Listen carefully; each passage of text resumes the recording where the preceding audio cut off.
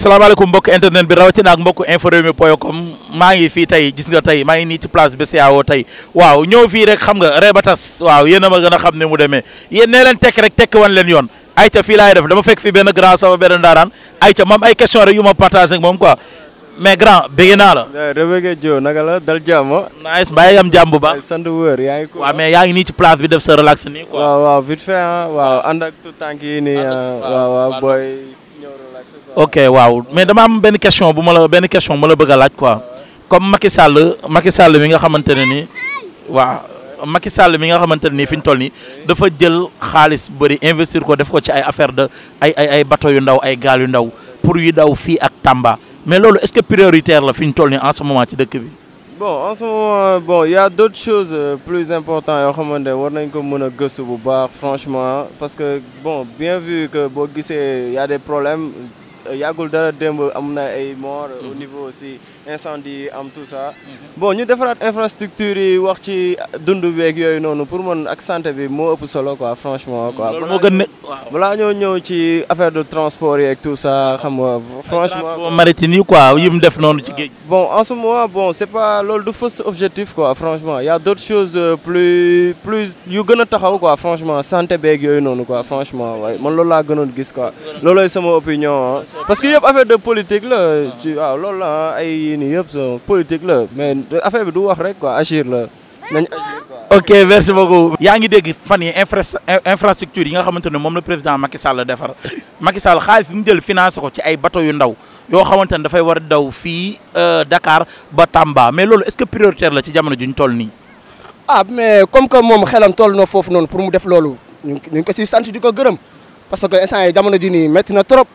xaalis boobu noonu muy yàq mënoon na ko def si néew doole yi wax dëgg fa yàlla. moo gën mu koy def si ay bateau yi daw Dakar Tamba. ah sant yàlla rek comme que moom loolu la am xalaatam kañ dañ ko bàyyee noonu rek yàlla baax na. ok merci président Macky Sall xaalis bi mu jël dem def ko ci nga xamante ne nii xaalis bi mu jël dem def ko ci investir ko ci ay bateau petit bateau ay petit gaal yu ndaw yuy war di daw diggante Dakar ak Tamba loolu moom nga yaakaar ne est-ce que prioritaire la jamono juñ toll nii. non mais defe naa da ngaa juum nag quoi parce que Dakar Tëngëj laa dégg mais Tamba je pense pas hein. bateau yi petit bateau yi daw am na ay bateau taxi yoo xam ne temps yi am na benn projet boo xam ne gars yi ñii ci ay bateau taxi yoo xam ne day daw Dakar diggante Dakar ak Tëngëj la quoi mais Tamba moom doy na waar Tamba am na géej wala. Tamba si am na géej kañ. loolu xaw ma ko woon. mosoo koo xam ubbi nañ géej gi bu yàgg.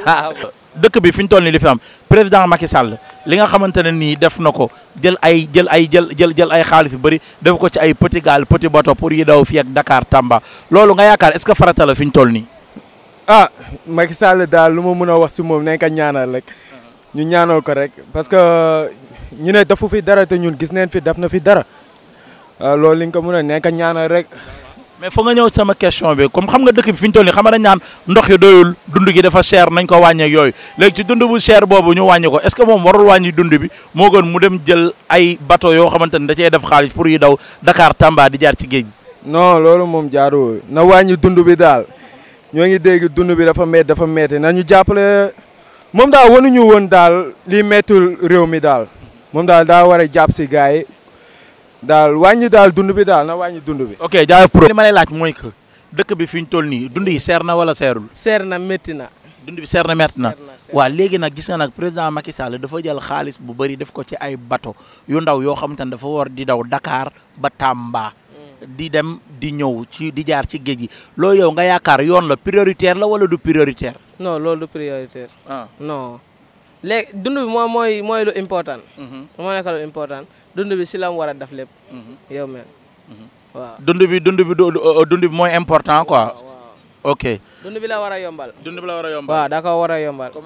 waaw pour l'instant sénégalais li nga gis nii problème yi nekk fii nii yëpp dund mi nekk fi lépp nekk fi président Macky Sall investir ay bateau xaalis ay petit bateau gaal yoon xam ne day daw fii wa Dakar ba Tamba loolu yow prioritaire loolu du prioritaire. non loolu lu war a am la parce que réew mi du Dakar kese. réew mi Sénégal la ñu wax.